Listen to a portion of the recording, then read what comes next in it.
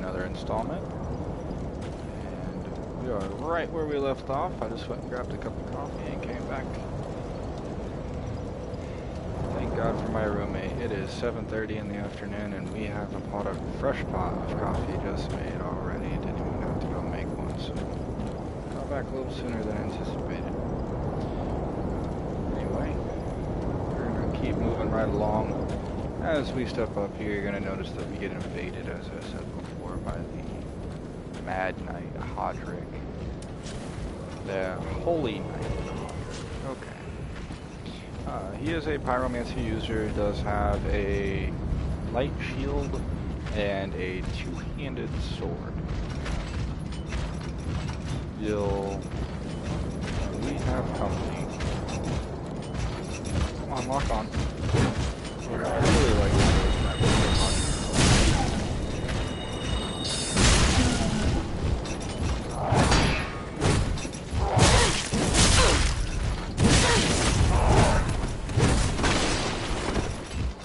And off the cliff again. Oh, well, I guess it was about time we die. Dark Souls is Dark Souls after all.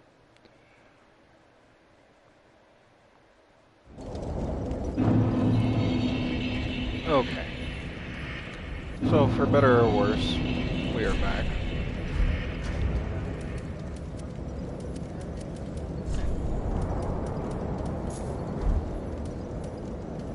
And we are just going to go ahead and re-amber ourselves. I don't mind being invaded by Hodrick. It was just a bad stroke of luck that we had the other guy coming in too. As long as we don't get them both at the same time. Actually relatively easy to do.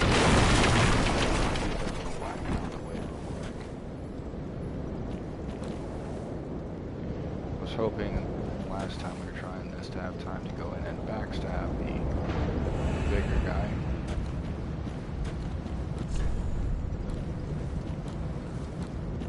Come on, Hodrick.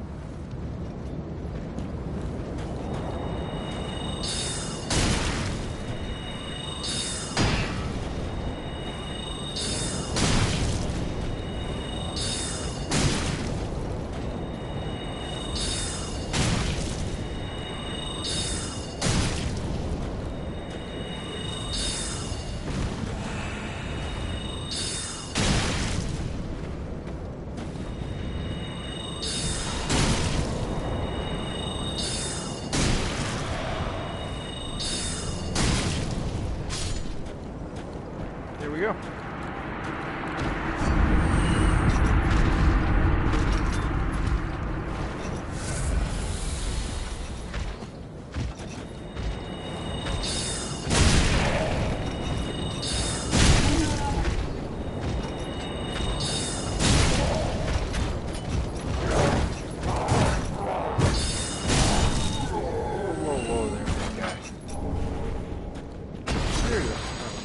Kinds of like luck today, ladies and gentlemen. Dropped the great machete. The evangelist dropped her spiked mace. Dropped her robe. Okay, we're gonna make a quick trip back to the Firelink Shrine bonfire. Do want to go ahead and spend these souls and level up. Am gonna go ahead and put just a couple more points into intelligence here. The main reason for that being that you noticed I was firing those heavy soul arrows at the big guys, and 2 heavy soul arrows without the catalyst being powered up left him with a very small amount of health. So the little bit of extra damage that we get on our spell casts from the intelligence should make it to where we only need the 2 casts to kill them. So we're going to go ahead and put 2 points there, and there I think we can get an additional spell for just 2 attunement, yeah. So we might as well go ahead and get the additional spell. And we'll leave it there. And then the next little bit we're going to be putting some points into health. Because other than the 1 point I put into health earlier, we have not put any more there. I do want to try and get it to roughly 15 to 20 points into vigor. That ought to be good for basically the entire playthrough. So. We'll go ahead and do a little tour while we're here. This is where Garrett comes. Oh, hello, you're back, and in one piece. Whatever trinket you just don't ask me where. Go ahead and give him the rest. Heavens, thank you. Almost a relief. You can keep them as... And let's take a quick look here at his inventory. Does sell some better arrows than the shrine hand made at this point. Goodbye. Yol comes down here. And I honestly, the 5 free levels is nice. I don't play Fashion Souls. I choose armor based upon stats and weight. So the little bit of Fashion Souls I'm going to play here is I'm going to sacrifice 5 free levels for not looking like I'm made out of beef jerky. There is another NPC that showed up here earlier that we did not get to the first time we were here at Firelink Shrine because he was not here. You may have noticed when I took a little tour around, I walked by the main throne. This man was not here. This is Lucatiel. Unkindled are we, and fast on that then these red eyes are. Use them to pillage. What else are unkindled? The red eye orbs, cracked orbs. Single-use items for invading other people. He does eventually give you the lift key and instructions on where to find the Dark Wraith in the Urethel dungeon so that you can kill him to get a red eye orb, which does not break upon use. And that is it for NPCs as of right now. One thing that's cool to know as a sorcerer or glass cannon is that once you do get Yol there at the very beginning, if you want to come back here and you have the soul suspend, he does sell some additional spells. So you should, starting as a sorcerer, already have Soul Arrow and Heavy Soul Arrow, but he does also sell Magic Weapon and Magic Shield. Things to note, you can get the spells elsewhere. There's another NPC that will sell all of the magic spells once you give him the scrolls, but he'll sell those items as well. But there are stronger versions of the magic weapon and magic shield that you can go and find.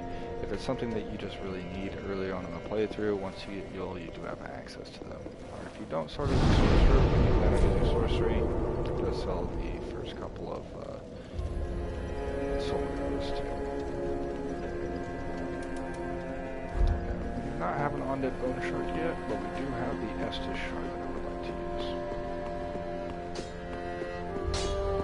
Ah, just quite neat.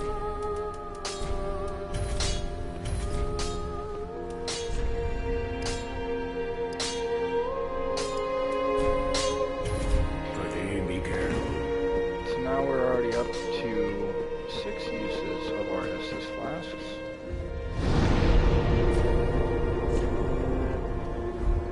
Will be nice. Means that we can cover a lot more ground before having to go back to a bonfire and reset.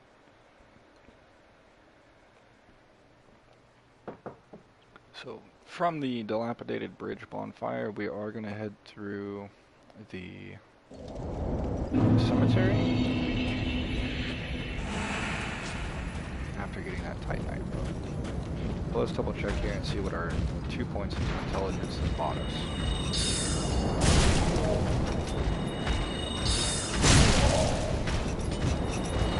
I'm 3 casts of Soul Arrow. Left him just a tiny bit of health. Now he is very much dead after those same 3 casts. Titanite book. I believe it is a sharp gem.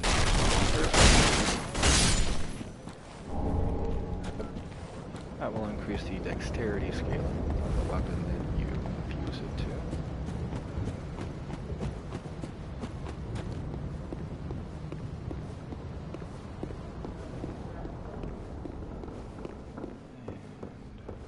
And there was the item over on the ledge here as well. Go ahead and pick up.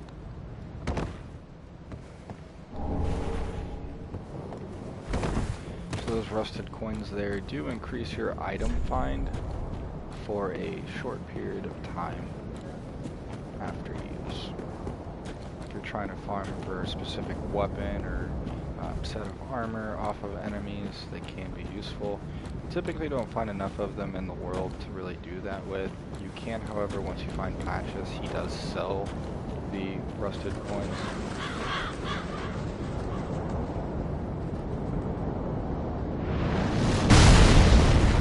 So I do stop here. Once the crows fly,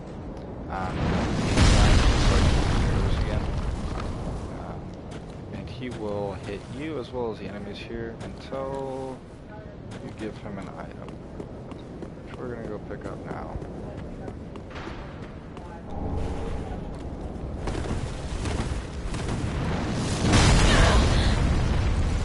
I thought I had rolled on time.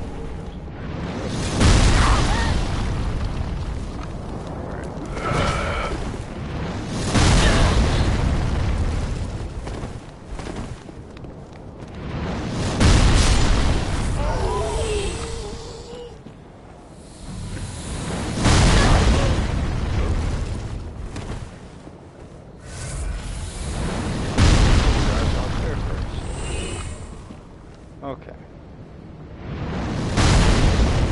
Well, I'm embered, so I don't want to try anything dumb. We'll come back through and pick up all the loot in this area once we've given him that young white branch.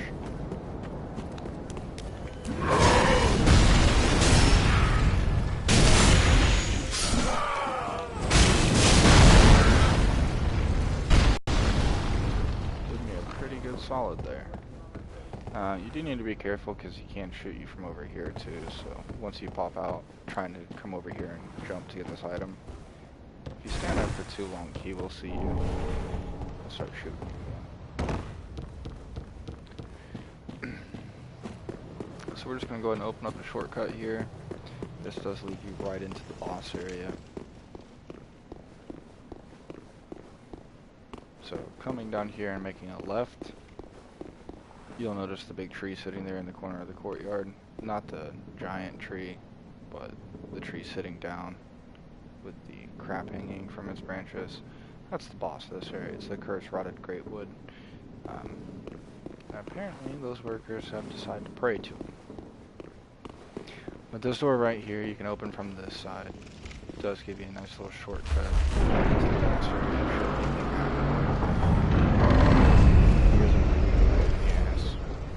Honestly, I think one of the more difficult bosses in this game, just because you can only deal damage to him by hitting his weak spots.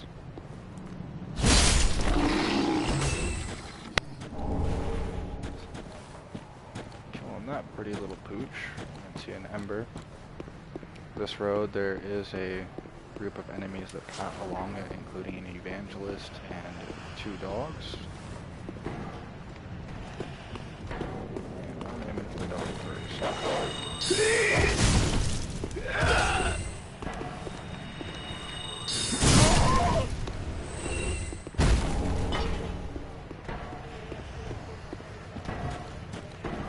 And that sound you hear there in the background of that tapping the ground, it's actually the evangelist, which it looks like she somehow or another fell down there. That, by the way, is more than 20 meters, which means instant death if you drop. Don't try it. Don't take anybody's troll sign telling you shortcut, jump. There is a way down there. You do get it. In short order. And we're actually going to go ahead.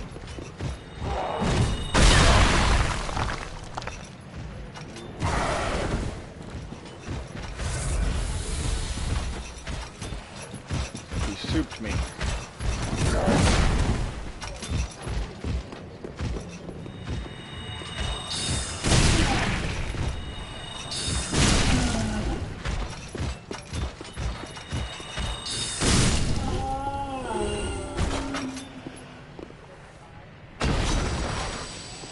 No item. Okay.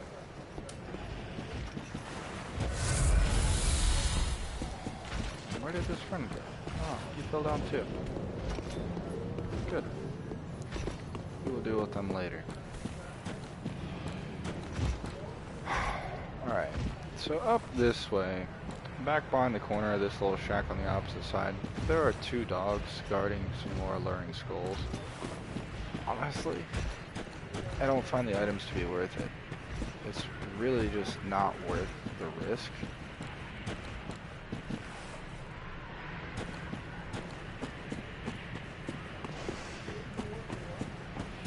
So what we're gonna go ahead and do here, figure out why I was coming over this way for a second, is the giant that shoots the arrows over there by the white birch tree is actually up at the top of this church. You see him way up there at the top of the screen? So what you do is, if you come open the doors here, and don't worry, we'll interact with that guy here in a little bit. It's all a process, my friends. Knowing the most efficient way will save you dying a lot. And that's what I hope to share with you.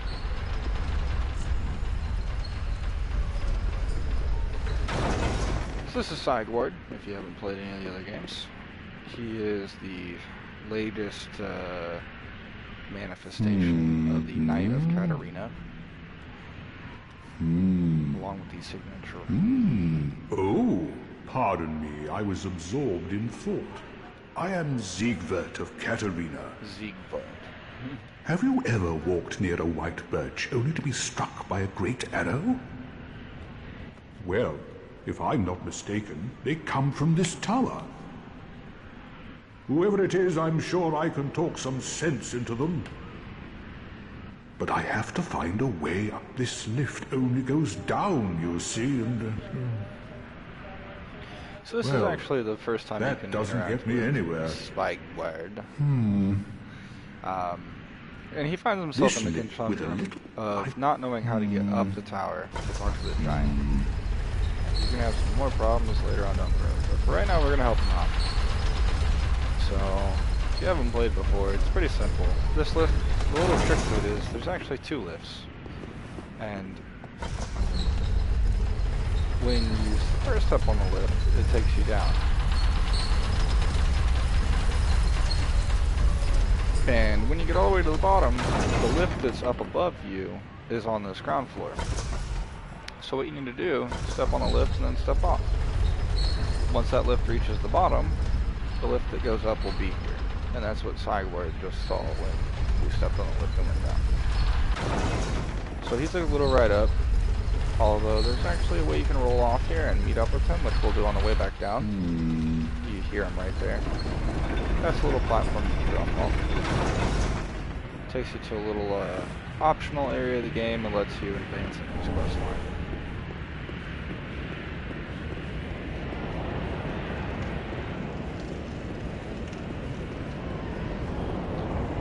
So here's the giant shooting arrows. Now the reason why we picked up the white birch branch earlier is so that we can give it to him. I help anytime. So you give him the young white birch branch, and he tells you that he'll help you anytime. You do also have the option of attacking him and killing him. I've never done it just because he dies on his own, and he's too helpful in the other areas of the game. You can do it. He does drop the hawk ring. However, if you don't choose to kill him here, he does eventually die on his own once he progresses through the game. You can return and pick up the ring then. It does increase the, I believe it increases the range of bows, which is somewhat useful. Assuming that you're running a bow that uses them quite heavily. Although we do use the bow, and we will use it almost extensively, I would say. It's not really something that I would waste a slot on using. Just roll off the elevator here, and you'll find yourself right out here with side quad. Oh, don't disappear like that. You have me downright worried. But thanks to you, an epiphany has struck me square in the head. I've unraveled the riddle of this inscrutable lift. Glad that we could help you, man. On some days I went up the tower, so I thought. then somehow ended up... I'm not exactly... Anyhow, do you see that? That humongous beast? I'm no coward and I've a steady hand, but that thing makes my skin crawl. Now, think twice before you go down that road. Uh-huh. I could try talking some... No, I think I've got... So what we're actually going to do, before we wrap up this installment, is kill this dude. And it's really easy as a sorcerer. He is a pretty tough melee opponent. You should have waited. If you find another one Well, later on down it's the road. too late now. I, Sigurd of the Knights of Katarina, fight by your side. Same appearances. It does have a rep attack that'll shoot a pretty good distance. You have to watch out. But it's, again, step way back.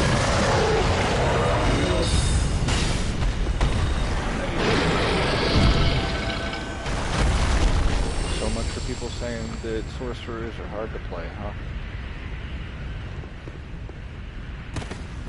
So now you hop down here, you talk to Sigurd a few times, and That he does was quite give a... you an But item. you mustn't get as in well over as your a couple of head. others. We unkindled... But, for the moment... To your valor, my... Long may the sun...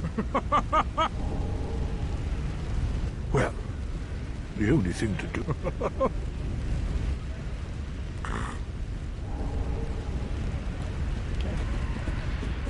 And